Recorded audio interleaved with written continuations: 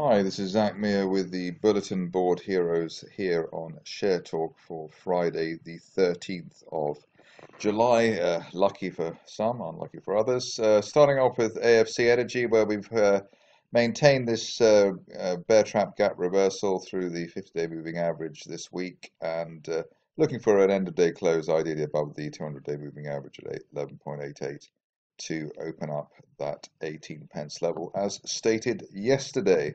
On to a stock which I actually saw a presentation of a while back, Columbus Energy. Shares currently in a continuation triangle after the big move from September, October.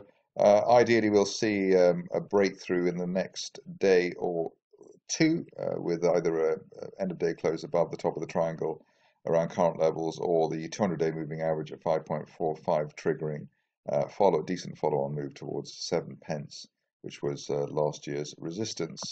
Covered Europa Energy earlier in the week, but new policy here is following up on decent looking situations. Here we've got the break above 0.5 pence, hopefully leading to 0.8 pence, and ideally not back below 0.4, which is the 50-day moving average ahead of that. Going on to Live Company, which I followed and interviewed, I think last month, and it looks like the shares building up some decent momentum here. The break of 50 to 55, what was needed to get this thing going, and really while we're above that old peak at 55 from the beginning of the year, we're looking for 90 or 100 pence over the next few weeks or couple of months.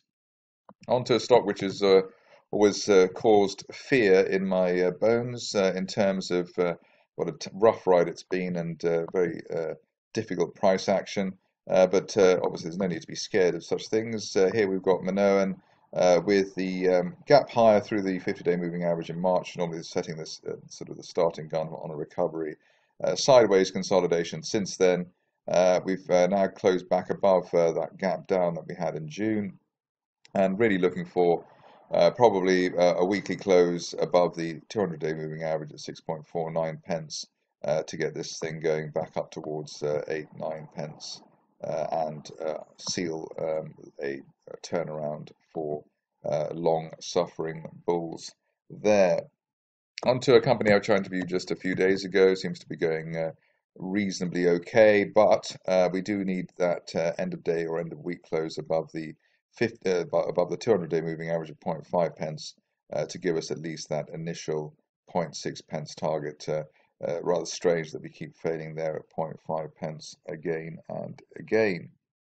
Onto a stock which has normally done rather better in terms of keeping the bulls happy, Regal Petroleum. Here we've also got a bit of a block though, around the 22 pence level. That's post-April resistance, and end of day, end of week close above that would be rather useful in order to open up a potential 40 pence target over the following couple of months.